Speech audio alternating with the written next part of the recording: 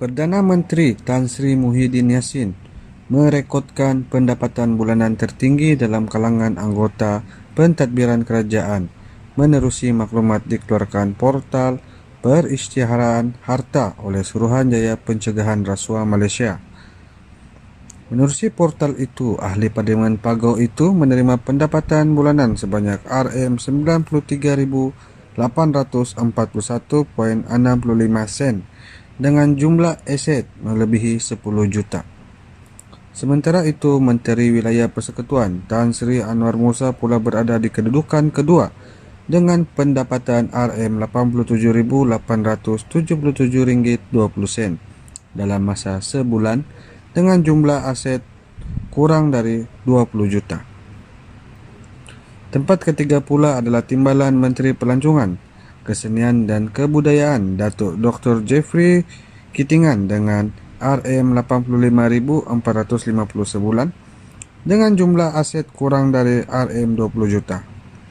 Di tangga keempat pula adalah Menteri Dalam Negeri Datuk Seri Hamzah Zainuddin dengan pendapatan bulanan sebanyak RM84,615.20 sebulan dengan jumlah aset bernilai di antara 5 hingga 8.5 juta. Dan kelima, Menteri di Jabatan Perdana Menteri Ekonomi Datuk Seri Mustafa Muhammad dengan pendapatan RM69,427.20 sebulan dengan jumlah aset bernilai di antara 5 hingga 8.5 juta. 5 lagi anggota pentadbiran kerajaan mencatatkan pendapatan bulanan tertinggi mengikut turutan ke-6 hingga ke-10 ialah Menteri Perdagangan Antarabangsa dan Industri Datuk Seri Muhammad Azmin Ali, Menteri di Jabatan Perdana Menteri Datuk Seri Muhammad Rizwan Muhammad Yusof dan Menteri Pengangkutan Datuk Seri Dr. Wee Ka Siong. Diikuti Menteri Perpaduan Negara Datuk Halimah Muhammad Siddiq dan Timbalan Menteri Sains, Teknologi dan Inovasi Ahmad Amzad Muhammad Hashim, yang mana mereka mencatatkan pendapatan bulanan antara RM64,800 sehingga RM69,186.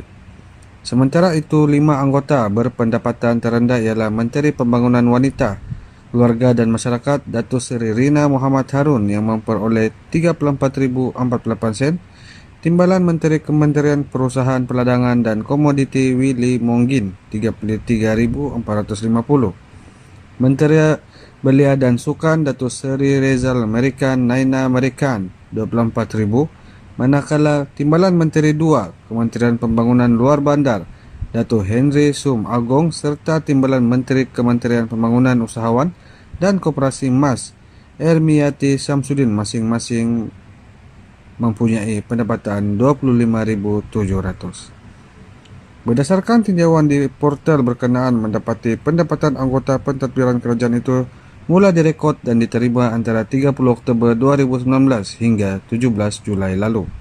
Bagaimanapun, tiada maklumat pendapatan bulanan diperoleh bagi Menteri Kerja Raya Datuk Seri Fadilah Yusof, Menteri Sumber Manusia Datuk Seri M. Saravanan, Menteri Tenaga dan Sumber Asli Datuk Dr. Syamsul Anwar Nasarah dan Menteri Kesihatan Datuk Seri Dr. Adam Babah.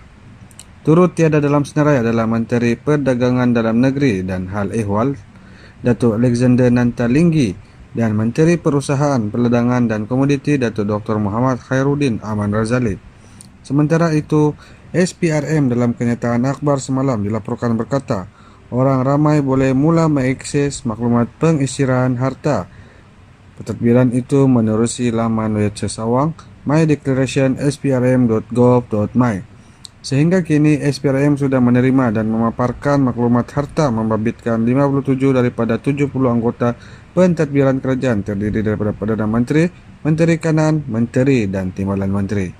SPRM memaklumkan pihaknya tidak akan bertanggungjawab terhadap maklumat perisytiharan harta yang diperoleh atau diambil dari mana-mana sumber selain daripada portal berkenaan.